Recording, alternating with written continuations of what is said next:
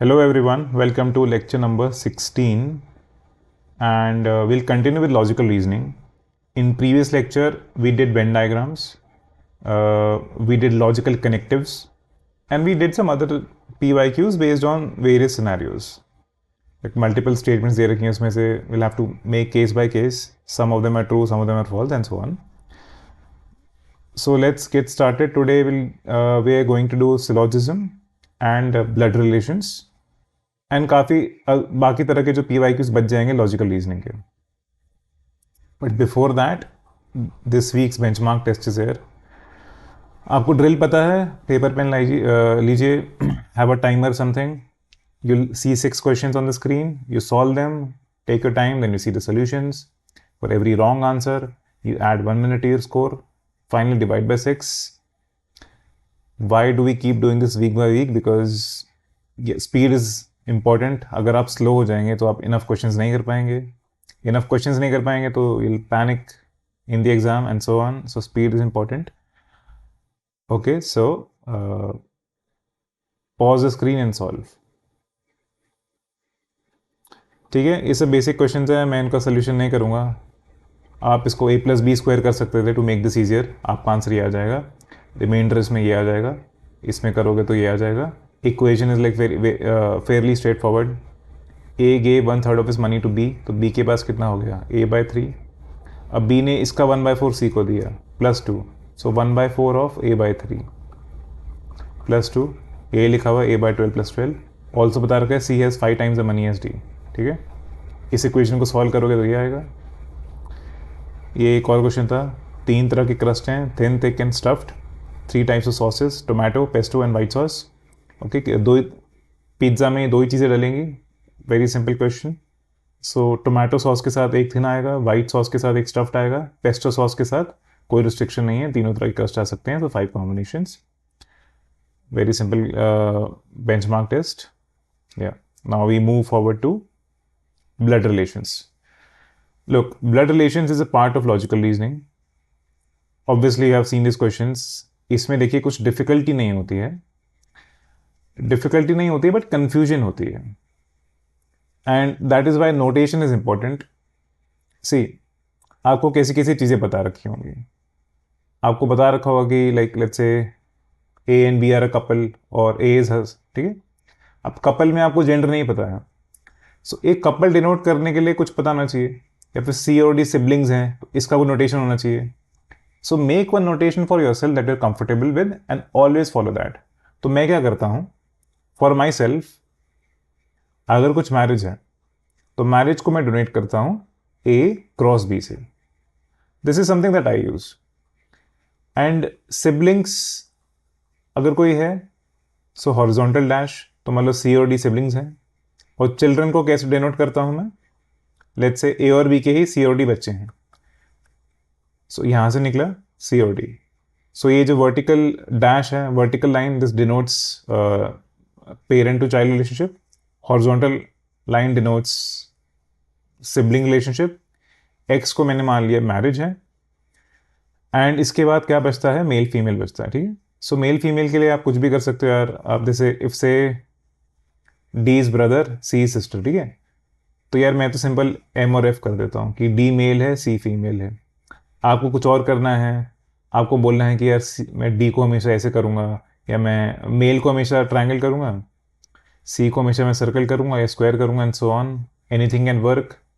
कोई नहीं देख रहा है इसको. It is up to you. You need to come up with the notation that is consistent, ताकि in exam you don't get confused. And you have to draw this diagram, otherwise आप नहीं कर पाओगे. 2 चीज़ें और ध्यान रखिए. देखो, in India we do recognise 3 genders. However, in the questions that we have seen on all the CSAT questions, it is always assumed कि 2 ही genders हैं. Okay, so probably because this is a traditional way of writing these kind of questions. अब जैसा भी है, until and unless the question specifically says that you assume 3 genders, we don't. We'll assume just 2 genders. Finally देखो, simple family trees होते हैं हमारे यहाँ. कोई स्टेप रिलेशनशिप्स नहीं है, कोई साइकिल्स नहीं है.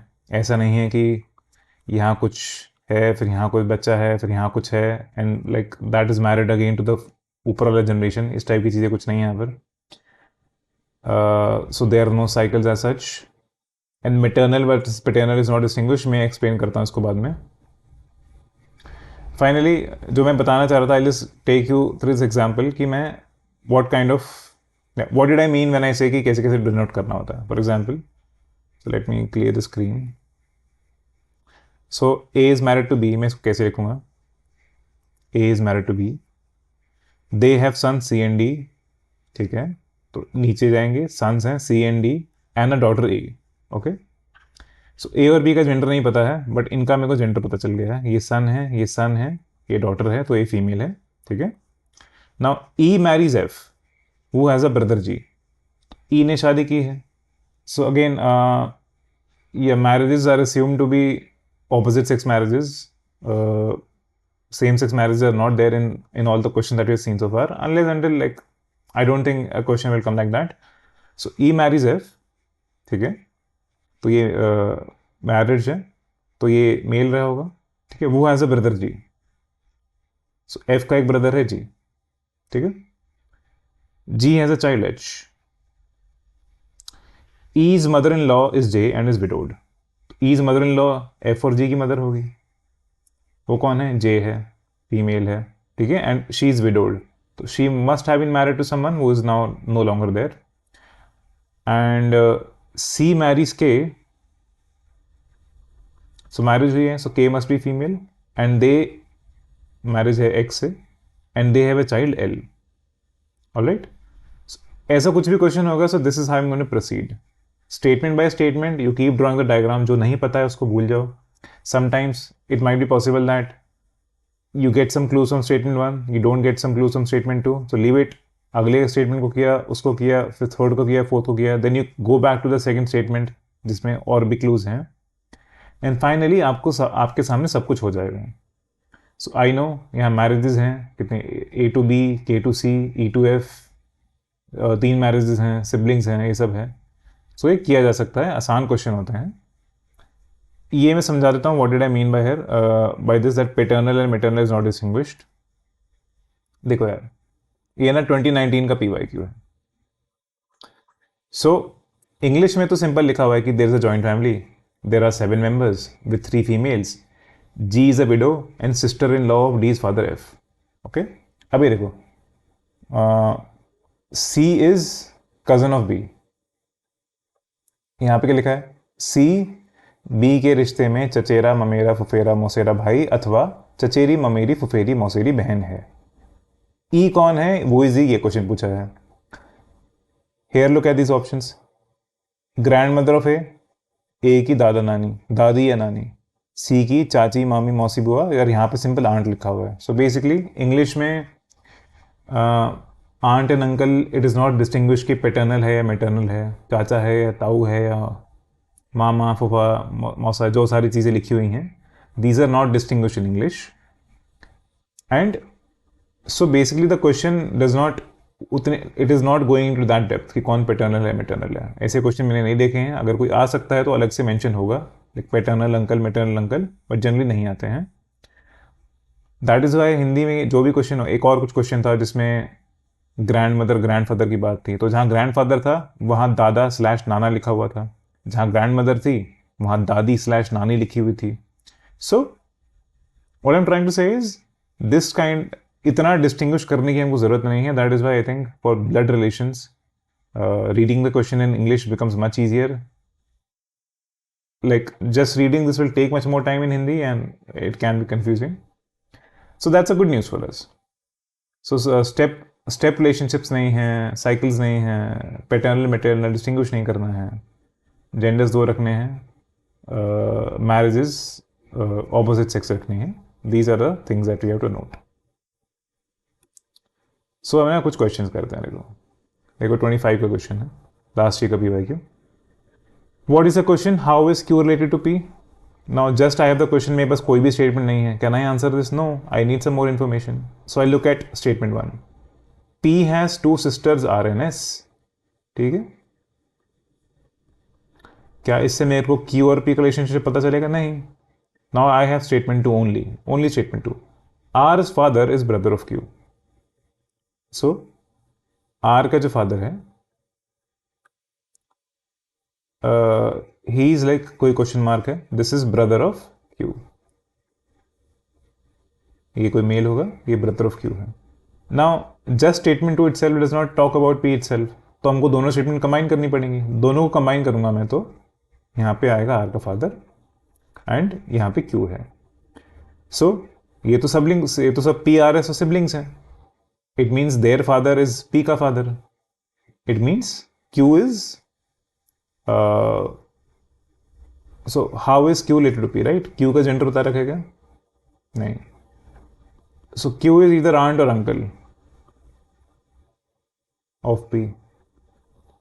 Okay, now you might say कि यार मेरे को एग्जैक्टली तो नहीं पता आंट है अंकल है कि नहीं, because we don't know the gender of Q anyways, but I think somewhat we have been able to answer the question. So I would say the question, देखो ऐसा कोई भी ऑप्शन नहीं है that question cannot be answered using both of the statements. So actually we cannot distinguish कि aunt या uncle है using both the statements, but there is no such option here. Option A क्या बोलता है कि it can be answered using one of the statement alone, but not using the other. B बोलता है कि it can be answered using either statement. C बोलता है question can be answered using both the statements together but not either statement. And D क्या बोलता है question can be answered even without using any of the statements. So इस case में तो option C ही सही है, ठीक है? ये वाला ट्राई कीजिए, सिंपल सा। देखो P is brother of Q, P is brother of Q and R, तो P ब्रदर है तो मेल है। S इज R's मदर, इन सबकी मदर हो गई, she is a female. T is P's father, तो इसका फादर तो सबका फादर हो गया, तो मतलब इनकी शादी हुई होगी, ठीक है? How many of the following statements are definitely true? S and T are couple, सही बात है। क्यू इज टीज सन, क्या हमको क्यू का जेंडर पता है क्या? नहीं। टी इज क्यूज फादर, ये तो सही बात है। एस इज पीज मदर, ये भी सही बात है। R is T's daughter, again we don't know the gender of R, all right? P is S's son, सही बात है। तो 1 2 3 4 statements are right, hence only 4। अब इसमें देखो क्या ही था, कितना तो सिंपल क्वेश्चन था। एक बार डायग्राम बन जाएगा, डोंट एज्यूम एनीथिंग, अगर जेंडर नहीं पता है तो कुछ एज्यूम मत करो, and just like draw the diagram, उसके बाद सब आसान हो जाता है। A joint family consists of 7 members A, B, C, D, E, F and G with 3 females। अच्छा, ये वही क्वेश्चन है जो हम देख रहे थे अभी, ठीक है? सो पहले तो पहली स्टेटमेंट से, ठीक है, हमको ज़्यादा कुछ नहीं पता चल रहा है कि आई जस्ट नो कि there are going to be 3 females. G is a widow and sister in laws of D is father F। तो इस स्टेटमेंट दो चीज़ें हैं कि एक तो D का फादर F है, D का फादर F है and this must be male. Now G is a widow, तो जी की किसी से शादी हुई होगी,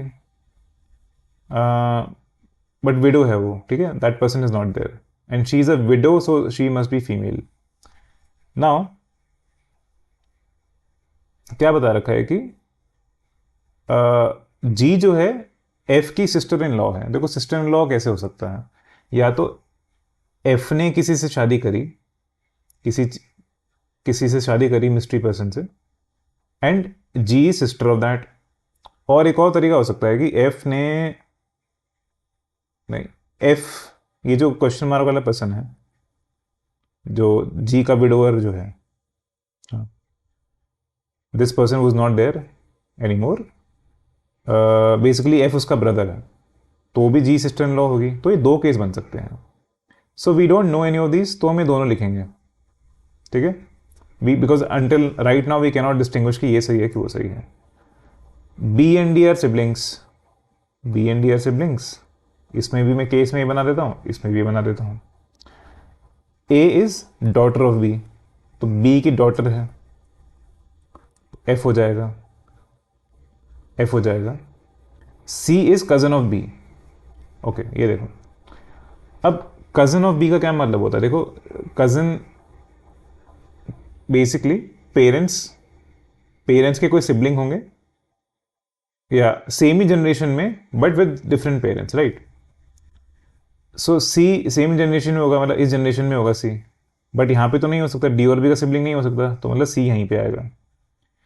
नाउ बिकॉज और कोई भाई बहन नहीं दिया हुआ है एफ का हमारे पास, like we don't know any other family of F, we are going to assume कि C is child of G. Again C is child of G, हम ये एज्यूम करेंगे। अब देखो हमारे पास अब तक 2 फीमेल हैं, अब वापस से देखो, अब ई के बारे में पूछा हुआ है, अब तक हमको we don't know where to put E. So okay, so we know कि देखो 7 लोग थे, 1 2 3 4 5 6 लोग हमने लिख दिए हैं अभी। ये जो एफ का पार्टनर जो है ये तो विडोअर है, यहाँ पे तो ई नहीं आ सकता, यहाँ पर भी ई नहीं आ सकता, ये कोई मेल था, because that person is no longer there. So अब ई कहाँ आ सकता है, इस वाले केस में तो ई यहीं पे आ सकता था, ये आ सकती थी, राइट। एंड इस वाले केस में we don't know enough, E could have been anywhere इस वाले केस में। So we are going to go with the case जिसमें हमारे पास श्योर शॉर्ट इंफॉर्मेशन है। सी अगेन ये हमने 2 केस क्यों बनाए थे, because G is sister in law of F. Sister in law कब हो सकती है कि एफ ने किसी से शादी करी है, उसकी बहन है G, which is this case. Okay, एक और केस हो सकता है कि एफ का कोई भाई है एंड एफ का कोई भाई है, वो इज मैरिड टू जी, वो भी सिस्टर इन लॉ होता है, राइट। बट इस केस में we can not assume any further कि ई को कहाँ लगाएं, because E could be anywhere. So we go with this case जहाँ पे हमारे पास श्योर शॉर्ट इन्फॉर्मेशन है, बिकॉज ये क्वेश्चन सॉल्व होने के लिए बने हैं, रिमेंबर। सो अब इस केस में अगर ई यहाँ पर है, सो ये हमारे पास 3 ऑप्शन है कि वो is E. So is E wife of F, सही बात है, ये हमको पता है, ये मैरिड है दोनों, E and F are married. Is E grandmother of A, सही बात है, देखो ए 2 जनरेशन ऊपर है और फीमेल है, so she is grandmother of A. Is E aunt of C, सही बात है, देखो अगर ई और जी हैं तो ये मौसी हुई एक्चुअली सी की, so that is also true. So all the options are correct, hence 1 2 3 is correct. थोड़ा ट्रिकी क्वेश्चन था, जस्ट ये सिस्टर इन लॉ वाली चीज से ट्रिकी था, बट सॉल्वेबल क्वेश्चन है। या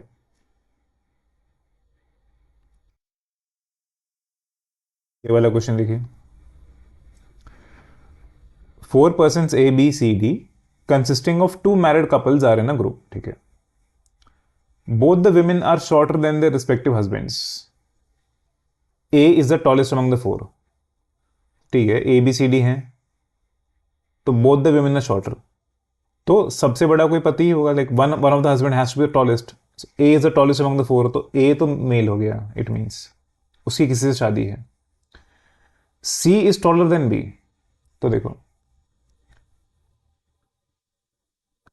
ए सबसे बड़ा है, सी जो है वो बी से बड़ा है, ठीक है। डी इज बीज ब्रदर, तो डी भी मेल हुआ, okay.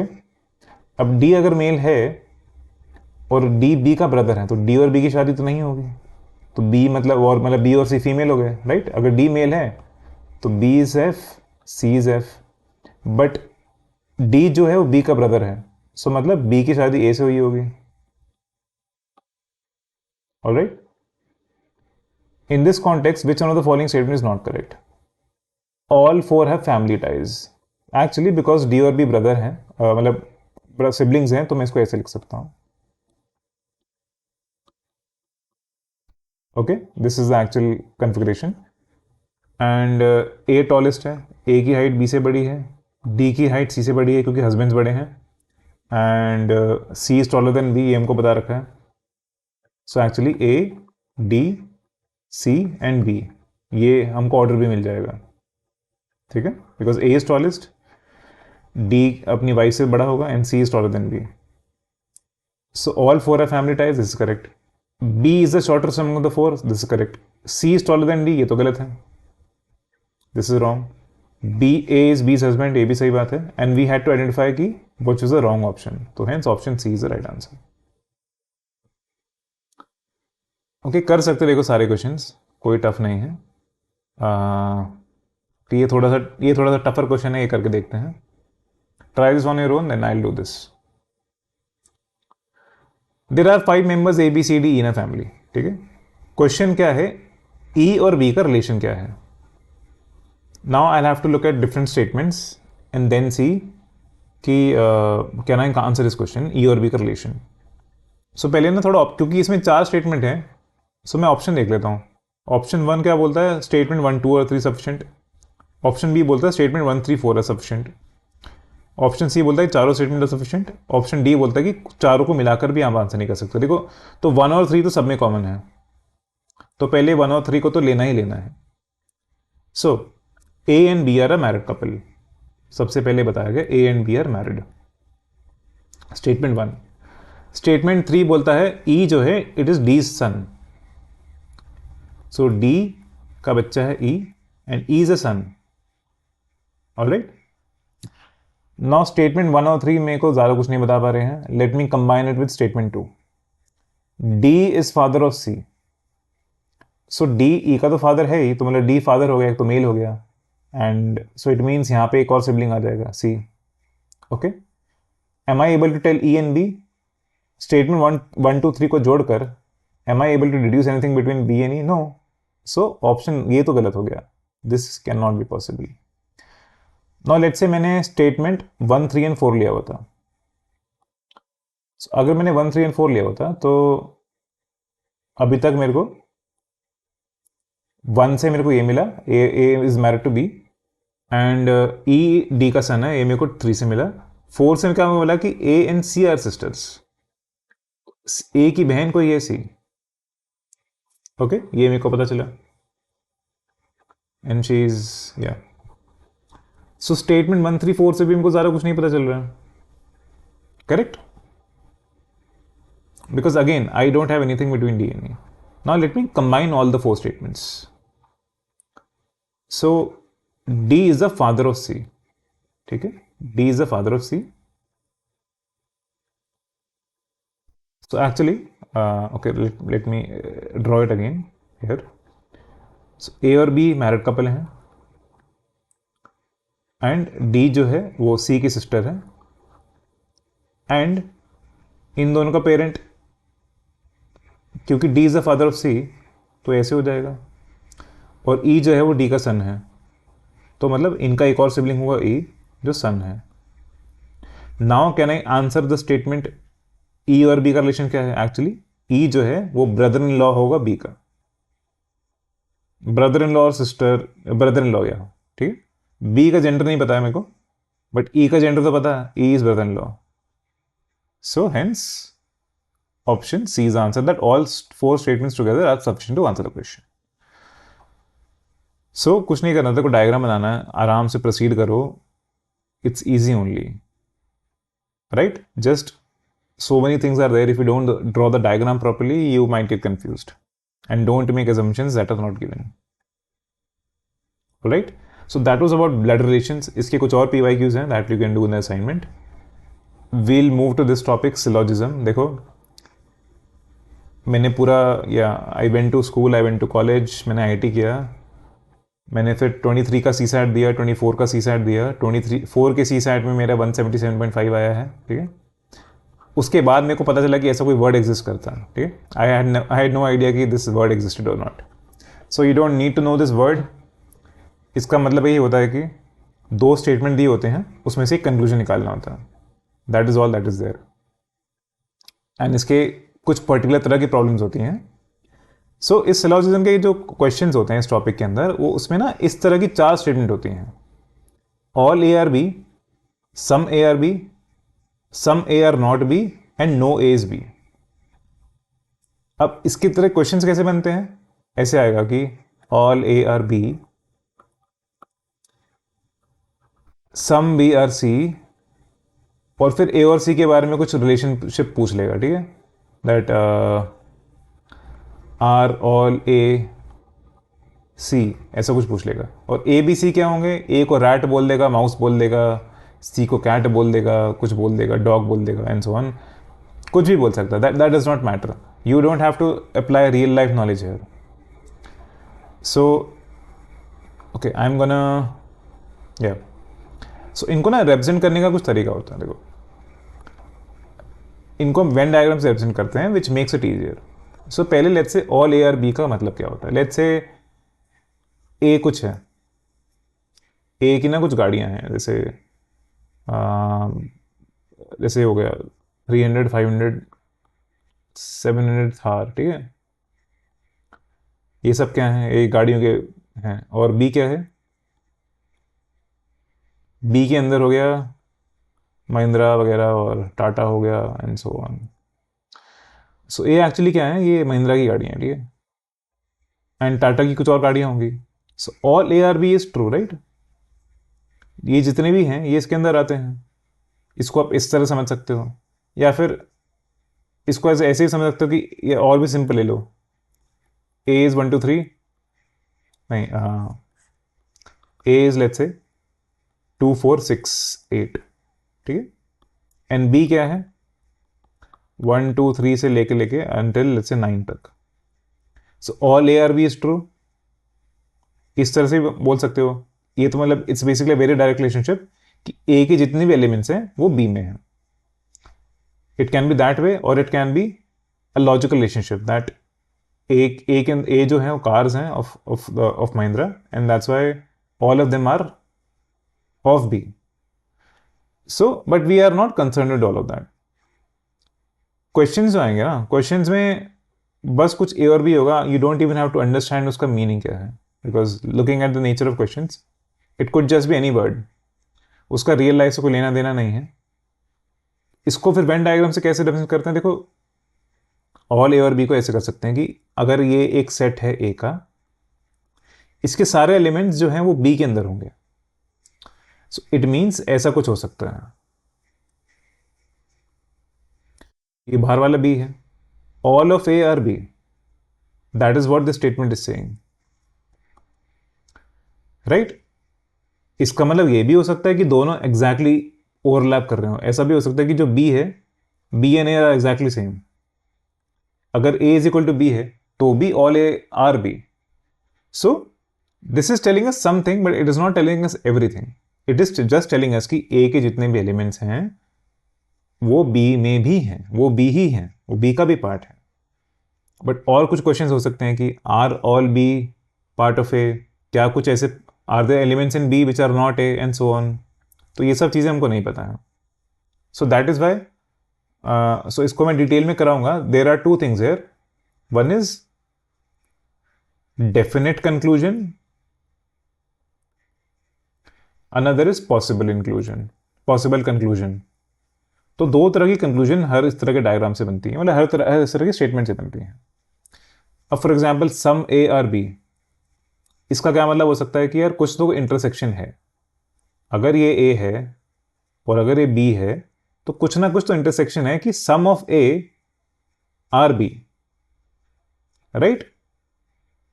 This could also mean कि देखो ये भी हो सकता है, ये डेफिनेट है, दिस इज डेफिनेट, इसको मैं हाँ डेफिनेट बोल दूंगा। ये पॉसिबल है कि ए और बी, हमको क्या पता है कि some of A are B, ऐसा भी हो सकता है कि सारे के सारे A are B, even then this will be true. So but definitely we can say कि कुछ ना कुछ ओवरलैप है। सो ऐसे केस में डायग्राम को इस तरह का बनाना है, आपको डायग्राम हमेशा डेफिनेट वाला बनाना चाहिए, नॉट पॉसिबल वाला, alright, because that's why it's easy to visualize. अब देखो some A are not B, इसका मतलब ये है कि कुछ ना कुछ इंटरसेक्शन है, ए का कुछ पार्ट है जो बी में नहीं है। इसका मतलब ये हो सकता है, हो भी सकता है दोनों सेपरेट हों। इसका मतलब ये भी हो सकता है कि ए ऐसा है, बी है, कि कुछ ना कुछ इंटरसेक्शन है, but this part, this A minus B exists, ठीक है, डिफरेंस कुछ एग्जिस्ट करता है, like there are some elements of A which are not in B. This is also possible कि दोनों में कुछ भी ओवरलैप ना हो। And none A are B, this is I think most easiest, इसमें कुछ कंफ्यूजन नहीं है। इसका मतलब ये होता है कि ए जो है उसका कोई भी इंटरसेक्ट नहीं कर रहा है बी से, एक भी चीज़ जो है वो इंटरसेक्ट नहीं कर रही है। इसके केस में हम ये बोल सकते हैं कि if none A are B is true then none B are A is also true. इस वाले केस में हम बोल सकते हैं, ऑलराइट। सो ये सारे डिफरेंट केसेस होते हैं, ये 4 ही पॉसिबिलिटी बनती हैं। बट क्या होता है कि जैसे ऑल ए आर बी, फिर all B are C and so on, तो 2 स्टेटमेंट्स मिल जाएंगे, उनको कंबाइन करके फिर कंक्लूजन निकालना होता है। So we are going to practice various scenarios now. Alright, so I want you to do this side by side. एक कुछ स्टेटमेंट होगा ऑल ए आर बी, ठीक है। You have to determine relation of A to B and इसमें ऐसे मान लो all A are B, some A are B, some A are not B, none A are B, ठीक है। इनमें से कौन कौन सी कंक्लूजन डेफिनेटली ट्रू है, कौन कौन सी पॉसिबल है, क्योंकि जो पॉसिबल नहीं होता वो इम्पॉसिबल होता है। So all A are B मैंने बताया था, थोड़ा सा विजुलाइज कर लो कि ऐसा कुछ है, मान लो ए बी है। All A are B is definite, ये तो बता ही रखा है, ठीक है। सम ए आर बी, ये भी ट्रू होगा, अगर सारे के सारे बी हैं तो सम ए भी ट्रू होंगे, this is definitely possible. Some A are not B, ये तो है नहीं, इज इट पॉसिबल एक्चुअली, ऐसा हो सकता है कि ए के कुछ एलिमेंट्स है जो बी में नहीं है, no this is not possible. None A are B, this is also not possible. Okay, so अगर डेफिनेट होगा तो पॉसिबल तो होगा ही। Alright, so some A are B is definitely gonna be true, तो फिर तो पॉसिबल तो है ही। Some A are not B, ये ट्रू नहीं हो सकता, so this was a very easier case. Now will move to some different case. Again ये सेम चीज रिपीट करते हैं। All A are B, all B are C, 2 statement दे रखे हैं हमको एंड हमको ए और सी का रिलेशनशिप बताना है। अब देखिए, ऑल ए आर बी को मैं ऐसे ड्रॉ कर सकता हूं कि ए एक ऐसा कुछ है और ये इसके अंदर इंक्लूडेड है बी के अंदर, but all B are inside C. Okay, so क्या ऑल ए सी में होंगे? This will definitely be true. Again look at the diagram, अगर मैं इसमें बी को भूल जाऊं तो ए तो सी के अंदर ही है, तो दिस इज डेफिनेटली ट्रू, तो पॉसिबल तो होगा ही। क्या सम ए आर सी, ये भी ट्रू होगा, ये भी ट्रू होगा। इज इट पॉसिबल कि ए के कुछ एलिमेंट्स हैं जो सी में नहीं है? यार कैसे हो सकता है? मान लो ए तो बी के अंदर इंक्लूडेड है और वो पूरा सी के अंदर इंक्लूडेड है, तो सी ए का कुछ भी पार्ट ऐसा नहीं है जो सी में नहीं है, so this is not possible. And none ARC, this is also not possible. Again, ये थोड़ा आसान केस था. Now we'll move to some tricky cases. All ARB, but some BRC. अब देखो, सम BRC मतलब B और C का कुछ इंटरसेक्शन है. अब B और C का इंटरसेक्शन या तो ऐसे हो सकता है मान लो, या फिर ऐसे हो सकता है, राइट? ऐसे भी हो सकता है कि पूरे को इंक्लूड कर दें. So we don't know. Now we have to determine different relationship between A and C. Try to do this on your own कि क्या डेफिनेट है क्या पॉसिबल है. So all A are C. Is this possible or not? देखो ये क्या है, definitely true है. क्या मैं पक्का बोल सकता हूँ कि सारे जो A हैं वो C के अंदर हैं? नहीं बोल सकता, बिकॉज हमने एक सिनेरियो बनाया ना, ये वाला जो बनाया मैंने. अगर C ये वाला है तो इसमें तो A और C में कुछ भी इंटरसेक्शन नहीं है, तो this is not definitely true. But is this possible? देखो ये पॉसिबल कब होगा? अगर A ऐसा है, B ऐसे है और मान लो C इसके अंदर है. सो ये पॉसिबल हो सकता है because in this we can say that some B are C, right? So this is actually possible, but it is not definitely true. Some A are C, अब इसको देखो कि ए के कुछ एलिमेंट्स सी में हैं, क्या ये डेफिनेटली ट्रू है? नहीं. हमने ये वाला केस लिया जिसमें बी और सी ए अलग ही हैं, तो ये डेफिनेटली ट्रू नहीं है. Is it possible? Definitely possible है. सम ए आर नॉट सी, क्या ये डेफिनेटली ट्रू है? नहीं बोल सकते कि डेफिनेटली ट्रू नहीं है, क्योंकि ऐसा हो सकता है कि ए बी अगेन सी, ये वाला केस हो सकता है, ये वाला केस होगा. So some A are not B, can I say definitely true? No. Is it possible? Yes. None A are C, क्या मैं डेफिनेटली बोल सकता हूँ? नहीं बोल सकता, क्योंकि ऐसा हो सकता है ना कोई इंटरसेक्शन हो. Is it possible? Definitely possible. ये वाला केस में none of A are C. So due C, जब जब सम आ जाता है तो थिंग्स कैन वेरी, और क्वेश्चंस इसी तरह से पूछे जाएंगे. या तो आपको डायरेक्ट कंक्लूजन बोली जाएगी कि कैन यू कंक्लूड दिस, या फिर आपको बोला जाएगा कि इज इट पॉसिबल और नॉट. और हम देखते हैं examples. Some A are B, all B are C. Again A और सी का रिलेशनशिप बताना है. Okay, some A are B कैसे हो सकता है? देखो ऑल बी आर सी तो मेरे को पता है, ये तो डेफिनेटली ट्रू है कि ऐसा कुछ होगा। Now some of A are B, so ऐसा भी हो सकता है कि ए ऐसा था, ऐसा भी हो सकता था, right? I don't no. So can all are C? Is this definitely true? It is not definitely true. Is it possible? Yes. अगर A इसके अंदर ही हो जाए, so A, sum of A will be B, but both of them are inside of C. That is true. Sum A are C. Okay. Is this definitely true? देखो some A are B, देखो जितने ए और B में कुछ intersection है, right? ये तो हमको पता है, ए और बी में कुछ ना कुछ तो इंटरसेक्शन है। अब जो बी है वो सी के अंदर ही है, तो ये इंटरसेक्शन भी सी के अंदर ही होगा, something like this. So some A are C is definitely true, और डेफिनेटली ट्रू होगा तो पॉसिबल भी होगा। सम ए आर नॉट सी, क्या मैं बोल सकता हूं? नहीं बोल सकता। देखो ये वाला केस देख लो, इसमें ए सारा का सारा सी के अंदर था, so some A are not C is not definitely true. Is it possible? It is possible. ये वाला केस देख लो, ए के कुछ एलिमेंट्स हैं जो सी में नहीं है, राइट? अब ये देखो, none of A are C, क्या ये पॉसिबल हो सकता है? देखो ए और बी में कुछ ना कुछ इंटरसेक्शन तो है, और आई नो अगर ए और बी में कुछ इंटरसेक्शन है, ये जो इंटरसेक्शन है ये सी में भी होगा, बिकॉज बी सी के अंदर है। So none A are B, ये तो ना तो पॉसिबल है ना डेफिनेट है। ओके, इस तरह से सोचना है।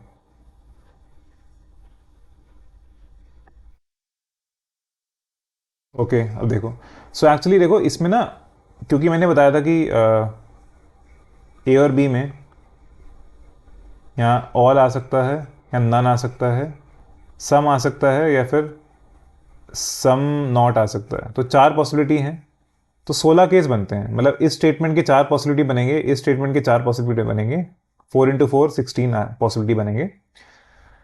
सारे नहीं करूँगा मैं, आई विल डू, या 8-9 प्लान है, बट इससे आपको इनफ आइडिया मिल जाएगा। अब देखो एसी के बारे में बताना है, ट्राई करके देखो वापस से। Given some A are B, A और बी में कुछ इंटरसेक्शन है, and some B are C, तो बी और सी में भी कुछ इंटरसेक्शन होगा। Now I do not know कि वेदर ए और सी में कुछ इंटरसेक्शन है कि नहीं। ऐसा भी हो सकता है कि सी ऐसे हो, राइट? सम बी में सी, ऐसा भी हो सकता है, देखो सम बी और सी में ये भी हो सकता है एक्चुअली, बिकॉज इसमें भी some B are C, right? Some always means possibility of all, not certainty of all. All A, अब ये देखो ऑल ए आर सी, ये तो मैं नहीं, डेफिनेटली तो नहीं बोल सकता, but is it possible? It is possible. Some A are C, again definitely नहीं बोल सकता, ये वाला केस देख लो, इसमें तो इंटरसेक्शन है ही नहीं, so it is not definitely true, it is possible. Some A are not C, again not definitely true, इस वाले केस में सारे के सारे ए बी के अंदर हैं, सी के अंदर हैं, so not definitely true, but is it possible? Yes. So क्योंकि दोनों जगह सम है तो सब कुछ पॉसिबल है actually, everything goes, but definitely हम कुछ नहीं बोल पा रहे हैं। नन ए आर सी, ये भी पॉसिबल, देखो डेफिनेटली ट्रू तो नहीं है, देखो इस केस में नन ए आर सी, तो ये तो ऐसा नहीं है ना, but is it possible? Yes it is possible. So ये थोड़ा आसान था। ये देखो no A is B, all B are C, no A is B, इसका मतलब ए और बी डिसजॉइंट है, okay, and all B are C, so या तो ऐसे हो सकता है सी, या फिर सी ऐसे भी हो सकता है, या फिर ऐसे भी हो सकता है, वी डोंट नो, राइट? हमको बस इतना पता है कि बी जो है वो सी के अंदर इंक्लूडेड है। अब क्या बता रखे हैं? So all A are C, is it definitely true? नहीं। Is it possible? यस, इस वाले केस में। Some A are C, is it definitely true? नहीं, देखो पहले वाले केस में नहीं है, पॉसिबल है, yes. Some A are not C, ये डेफिनेटली ट्रू है? नहीं, क्योंकि इस वाले केस में तो ए पूरा इंक्लूडेड है, राइट? अगेन ये वाला भी डेफिनेटली ट्रू नहीं है, सब कुछ पॉसिबल है लेकिन, okay, no A is B some, ये और उसका थोड़ा और वैसा वर्जन हो गया पिछले वाले का, और थोड़ा यहाँ पे ऑल की जगह सम आ गया। So again some B are C, मतलब सी का इंटरसेक्शन है कुछ। अब ए और सी का बताना है। All A are C are definitely true, तो क्या ये कैसे ही हो सकता है? और ये अलग अलग होंगे तो डेफिनेटली ट्रू नहीं होगा। Is it possible? Yes it is possible. ये सी है, मान लो ए ऐसा आ गया, इसमें no A is B and some B are C, it is possible. Some A are C, इस अगेन इस केस में डेफिनेटली ट्रू तो देखो, इस वाले केस में डेफिनेटली ट्रू तो नहीं हो सकता। देखो डेफिनेटली तो इसमें कोई भी नहीं हो पाएगा। सम ए आर सी पॉसिबल है, सम ए आर नॉट सी ये पॉसिबल है, नन ए आर सी ये भी पॉसिबल है। ऑलराइट, ये तो फेयरली इजी था। Some A is not B, it means A और बी हैं। ए का कुछ ये पार्ट है जो बी के अंदर नहीं है, एंड लेकिन सारे बी के पार्ट सी के अंदर हैं। पर ऐसा भी हो सकता है, ऐसा भी हो सकता है कि सी दोनों के अंदर समा जाए, मतलब दोनों को समा ले अपने आप में। So all A R C definitely not possible, like not definite but possible.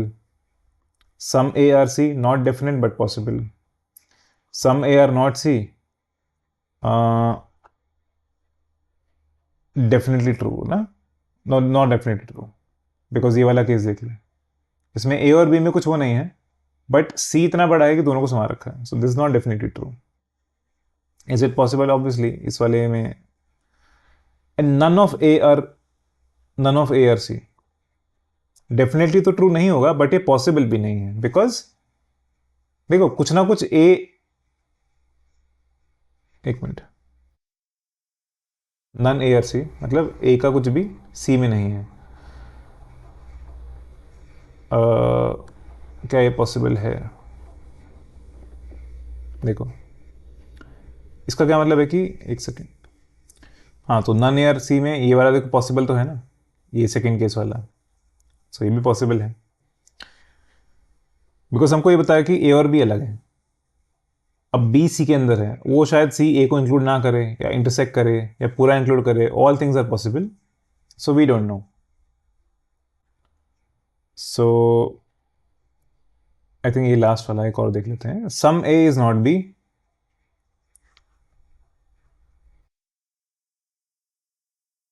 तो ये भी हो सकता है, ये भी हो सकता है, and no B is C, तो सी बाहर है, ठीक है, बी और सी में इंटरसेक्शन नहीं है। अब नाउ सी ऐसे भी हो सकता है, राइट, सी ऐसा भी हो सकता है कि ए को इंटरसेक्ट कर रहा हो थोड़ा सा, या सी एकदम अलग भी हो सकता है। So all A are C is it not definite तो नहीं है, पॉसिबल है। सम ए आर सी अगर इंटरसेक्ट कर रहा होगा सो डेफिनेट तो नहीं है बट पॉसिबल तो है। सम ए आर नॉट सी, इस वाले केस में देखो डेफिनेटली तो ट्रू नहीं बोल सकते, बिकॉज इसमें तो पूरा इंक्लूडेड है, पॉसिबल तो ऑब्वियसली है ही। And none A are C not definite but definitely possible. Alright, तो देखो हमने काफी सारे केस कर लिए हैं, now we are ready to actually do the P Y Qs. Okay, 22 का पी वाई क्यू देखो। Two statements followed by four conclusions. You have to take the statements to be true even if they seem to be a variance from the commonly known facts. ठीक है, read the conclusion, ये सब तो generic चीजें लिखी हुई हैं। Statement 1, all pens are books. So pens and मतलब बुक्स के अंदर है वो, ये तो मैं लिख सकता हूं, इसको बी मान लेता हूं। No chair is a pen, so chair है, अब मतलब चेयर पेन से अलग है, तो चेयर यहां पर भी हो सकता है सी, चेयर यहां पर भी हो सकता है, चेयर ऐसे भी हो सकता है, राइट, बी से थोड़ा इंटरसेक्ट करके, so we don't know. So all chairs are books, can I conclude this? No, I can not conclude this. इस वाले केस में कहां चेयर और बुक का रिलेशन कुछ है? Some of the chairs are pens, क्या मैं डेफिनेटली बोल सकता हूं? ये देखो कंक्लूजन का मतलब होता है definite. Is this definite? Conclusion is always definite. So can some chairs be pens? नहीं, ये देखो बाहर है चेयर, ये तो हो ही नहीं सकता। देखो चेयर पेन तो नो चेयर्स है पेन को पता ही है। ऑल बुक्स आर चेयर्स, ये भी ट्रू नहीं है, कैसी बात कर रहे हो, चेयर के बारे में कुछ पता ही नहीं है। No chair is a book, can I conclude this? No. ये हो सकता है ना कि ये सी, क्या पता सारी चेयर यहीं के अंदर आ जाए, तो इंटरसेक्शन हो जाएगा। So what do we know? Actually none of the conclusions follow. इतनी सारी चीजें बोली हैं बट एक भी ट्रू नहीं है। Option D is the right answer. ये जनरिक चीजें हैं, ठीक है ठीक है। स्टेटमेंट क्या बता रखा है? सम रेडियोज आर मोबाइल्स, इसको आर मान लिया, मोबाइल मान लिया, कंप्यूटर एंड वॉच, चार चीजें बता रखी हैं। So some radios are mobiles, तो आर और एम में कुछ तो इंटरसेक्शन है, ठीक है।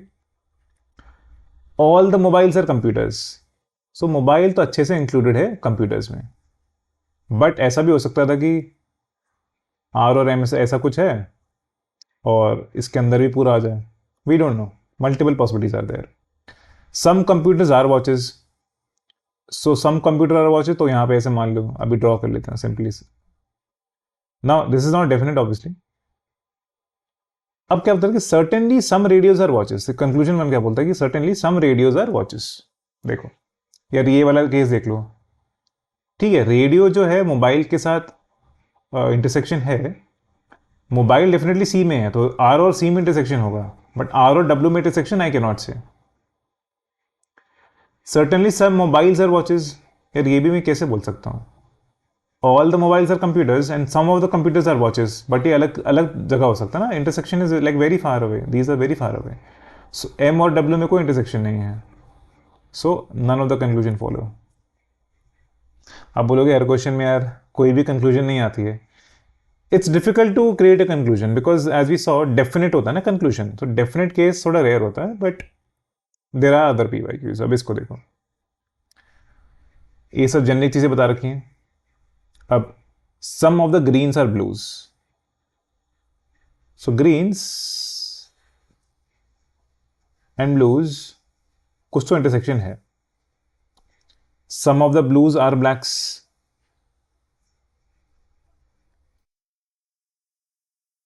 ये जनरल केस है बट ऑब्वियसली ऑल भी पॉसिबिलिटीज एग्जिस्ट करेंगी। So can I say some greens are blacks? Can I conclude this? No, conclusion is definite नहीं। देखो इसमें ऐसा हो सकता है कि दोनों स्टेटमेंट ट्रू हैं बट उनमें कुछ इंटरसेक्शन ही नहीं है, so this is not true. No green is black, क्या मैं ऐसा पक्का बोल सकता हूं? नहीं यार, ऐसा भी तो हो सकता है कि ये तीनों ऐसे इंटरसेक्ट कर रहे हो, उसमें स्टेटमेंट 1 और 2 सही हो जाएंगे, स्टेटमेंट 3 भी सही हो जाएगा। So no green is black मैं डेफिनेटली नहीं बोल सकता। ऑल ग्रीन आर ब्लैक तो यार ये बोल नहीं सकता, ये वाला केस देख लो। ऑल ब्लैक्स आर ग्रीन ये भी नहीं बोल सकता, तो again there is no conclusion that follows. कोई ना कोई क्वेश्चन तो आएगा जिसमें there will be some conclusion that follows. चलो ये देख लेते हैं। Some rats are cats, some cats are dogs. Rats and cats, ठीक है, कुछ तो है। Some of the cats are dogs, ये एक्चुअली पिछले वाले क्वेश्चन की तरह हो गया, उसमें भी तीन चीजें थी और सम सम लिखा हुआ था, ठीक है, इसमें भी तीन चीजें हैं, सम सम लिखा हुआ है। स्टेटमेंट ओके, एक और स्टेटमेंट है, no dog is a cow. So cow भी एग्जिस्ट करता है बट वो अलग है कुछ, वो डॉग से अलग है, but it can intersect with cat, it can intersect with rat, ठीक है। काउ ऐसे भी हो सकते थे, काउ ऐसे भी हो सकते हैं, वी डोंट नो। काउ इसको पूरे को इंक्लूड भी कर सकता है बट डॉग से इंटरसेक्शन नहीं है। So no cow is a cat, can I say this? No, ये वाला केस देख लो यार, इसमें इसमें तो ट्रू है बट ये वाला केस में तो ट्रू हो सकता था ना, there could have been some cows which are cats, so ये मैं नहीं कंक्लूड कर सकता। No dog is a rat, नहीं, ऐसा हो सकता था कि अगर ये रैट है, ये कैट है एंड ये डॉग हो जाता, सो ये मैं कंक्लूड नहीं कर सकता। Some cats are rats, okay, if some rats are some cats, अगर रैट और कैट में इंटरसेक्शन है तो कैट और रैट में भी इंटरसेक्शन है, राइट? सो ये मैं बोल सकता हूँ. Finally I have a conclusion. Conclusion 3 is right. Okay okay, तो हमने काफ़ी सारे क्वेश्चंस किए. अब इसके बाद लॉजिकल रीजनिंग में there is no more concept left. अब कुछ रैंडम से क्वेश्चंस हैं. You just look at these questions. I don't know ये कौन नहीं कर सकता. ये देखो यार, स्टेटमेंट क्या है कि India is the largest producer of milk. These are common sense questions basically. India is the largest producer of question milk. Conclusion 1 कि India is the largest exporter of milk. Obviously नहीं यार. ये तो अगर आप चलो सी सैट अगर हमने प्रिपरेशन नहीं भी किया होता, we can answer this, but even then like we know this is not true. We actually consume a lot of milk. India does not import milk, ये भी नहीं बोल सकता. So obviously neither conclusion follows. ये सब 24 के question हैं, आसान क्वेश्चन हैं. क्वेश्चन क्या पूछा है? What is the time required to download the software. ठीक है. स्टेटमेंट 1 क्या बता रहा है कि साइज बता दिया. स्टेटमेंट 2 में रेट बता दिया. ऑब्वियसली यार आपको टाइम बताने के लिए साइज अपॉन रेट तो चाहिए होता है. एक अकेले एक स्टेटमेंट से if I just have the size, if I don't have the speed, I can not answer. If I just have the speed but I don't have the size, I cannot answer. But if I have both of those things, so then question can be answered using both the statements together. ठीक है. ये question देखो, each of A and D is heavier than each of B, E and F.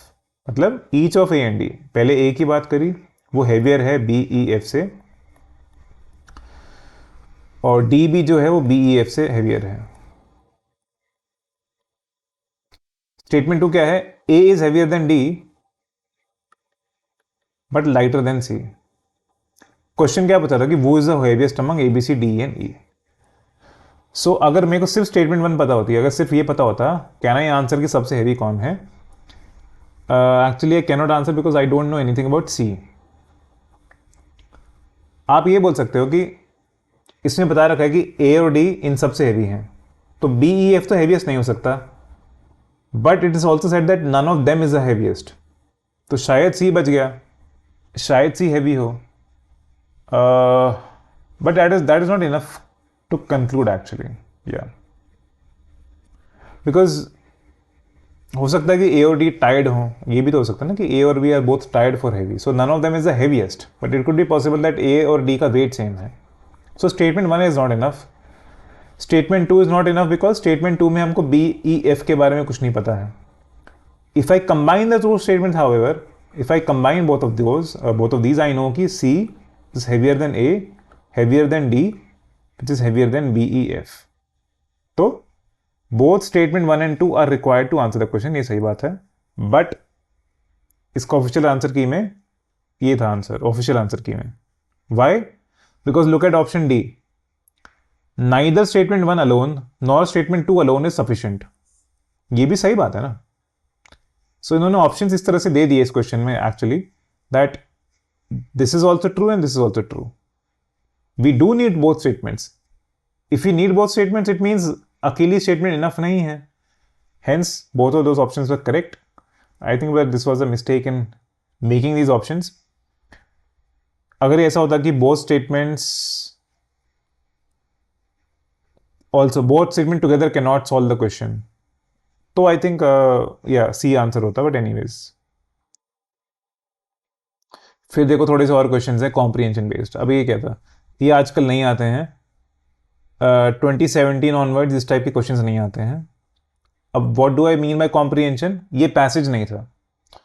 सो सम जैसे क्या होता है RCs में, there is a passage given and you answer that passage. उसमें कुछ कुछ क्वेश्चंस होते हैं like you have to apply common sense and logic there. But there were some questions before 2017 जिसमें without a passage such questions were given. Like good voice is a natural gift, but one has to keep practicing to improve and excel well in the field of music. Conclusion 1 क्या है? Natural gifts needs nurturing and care. Nurturing care की तो कुछ बात नहीं कर रखी है. Conclusion 2 क्या है? Even though one's voice is not good, one can keep practicing. ठीक है, मतलब ये बात सही है, बट ये इससे कंक्लूड नहीं कर सकते. Like this does not follow from here. इस तरह की बात इस स्टेटमेंट में नहीं हो रखी है. So neither conclusion 1 nor conclusion 2 follows from the statement. इसका आंसर ए क्यों है? आई don't no. Good voice is a natural gift. Nurturing and care, I don't know. I'll have to check. Okay, so as per official answer की इसका answer A ही था. So ये होना था. It means conclusion 1 सही है. So because it's saying practicing, you can conclude that it's talking about nurturing and care. Alright, so basically इस तरह क्वेश्चन गलत हो सकते हैं. देखो, it's not very obvious. ये देखो, morning walk is good for health.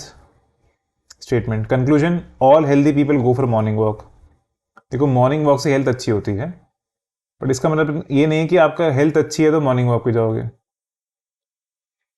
Morning walk is essential for maintaining good health. ये भी नहीं बोल सकता है. मतलब yes, it is good for your health, but you can do other things also to maintain your good health, right? You can do other things in the morning. So maybe you can go for morning swimming, right? So neither of them is valid. एक और करके देख लेते हैं. Rate of population growth is increasing in the country. ठीक है. Death rate is declining faster in the country compared to birth rate. Birth rate is declining faster in the country compared to death rate. ठीक है. Rural urban migration is taking place regularly in the country. ठीक है. Which of the following conclusions may be true? So rate of population growth is increasing due to rural urban migration. देखो, ये तो conclusion नहीं हो सकता, because population growth of country की बात हो रही है. माइग्रेशन से पॉपुलेशन ग्रोथ उस एरिया की हो सकती है, बट कंट्री की नहीं होगी, राइट? इंडिया के एक गांव से इंडिया के एक शहर में कोई चला गया, सो उससे कंट्री की पॉपुलेशन नहीं बढ़ेगी. This is wrong. Rate of population growth is increasing due to decline in death rate only. No, birth rate is declining faster in the country. ये दोनों स्टेटमेंट साथ के साथ ट्रू कैसे हो सकते हैं? ये बोल रहा है कि death rate is declining faster compare to birth rate. ये बोल रहा है birth rate is declining faster compare to death rate. कुछ तो गड़बड़ है इसमें. स्टेटमेंट डी देखते हैं. चलो, rate of population growth is increasing due to fast decline in death rate then in birth rate. ये तो स्टेटमेंट 2 से आ रहा है. Rate of population growth is increasing due to increase in birth rate only. Increase in birth rate only की तो कहीं बात नहीं हुई है. Rate of population growth is increasing due to decline in death rate only.